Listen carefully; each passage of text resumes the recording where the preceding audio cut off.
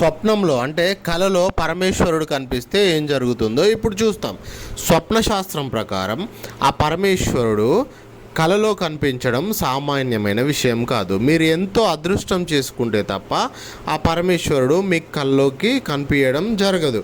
కలలో శివలింగం కనిపిస్తే అది చాలా పవిత్రమైనదిగా భావించాలి. మీ వ్యక్తిగత జీవితంలో చాలా కాలంగా ఎదురు చూస్తున్న పనులు పూర్తి అవుతాయని ఆ కళ యొక్క అర్థం.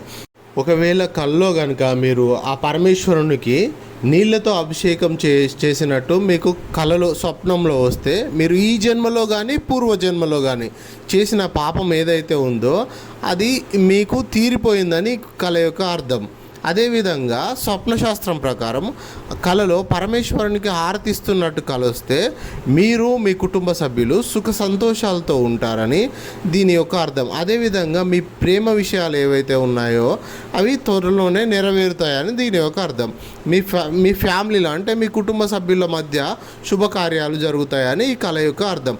అదేవిధంగా స్వప్నశాస్త్రం ప్రకారం ఎవరైతే బిల్వపత్రంతో శివలింగాన్ని పూజించినట్టు కల వస్తే మీకు ఆరోగ్యం చాలా బాగుంటుందని ఈ కళ యొక్క అర్థం.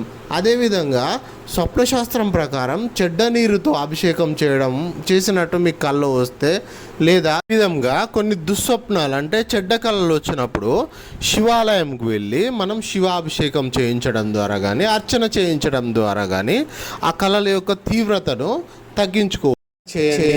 లైక్ చేయండి, సబ్స్క్రైబ్ చేసుకోండి. Thank you friends.